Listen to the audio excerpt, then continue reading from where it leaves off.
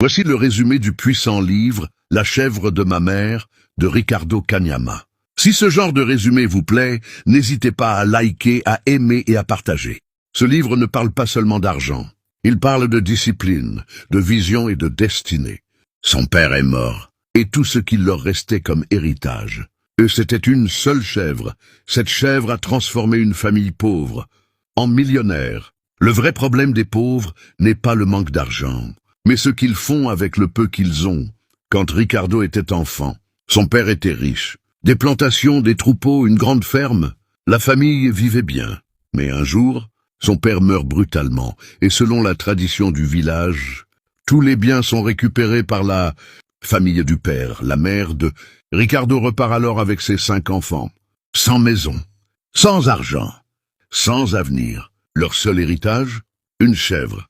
Oui, une seule chèvre. Les enfants avaient faim. Ils voulaient tuer la chèvre pour la manger, mais leur mère refuse. Et un soir, en pleurant autour du feu, elle leur dit « Si nous mangeons cette chèvre aujourd'hui, nous survivrons un jour. Mais si nous la gardons, elle peut sauver notre futur. » Cette phrase a changé toute leur vie, parce que cette mère avait compris quelque chose que beaucoup ignorent. Les pauvres pensent à survivre aujourd'hui. Les riches pensent à construire demain. Quelques années plus tard, la famille possède un troupeau entier. Cette chèvre était devenue un capital. Et Ricardo comprend alors un principe puissant.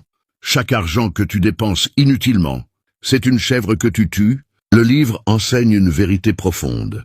Dieu peut bénir une petite chose, si tu apprends à la protéger, mais les personnes disciplinées transforment une petite bénédiction en abondance, comme une graine. Comme cette chèvre, tu n'as peut-être pas beaucoup aujourd'hui, mais la vraie question est-ce que tu construis ton futur, ou est-ce que tu consommes ton avenir? Parce qu'un troupeau commence toujours par une seule chèvre.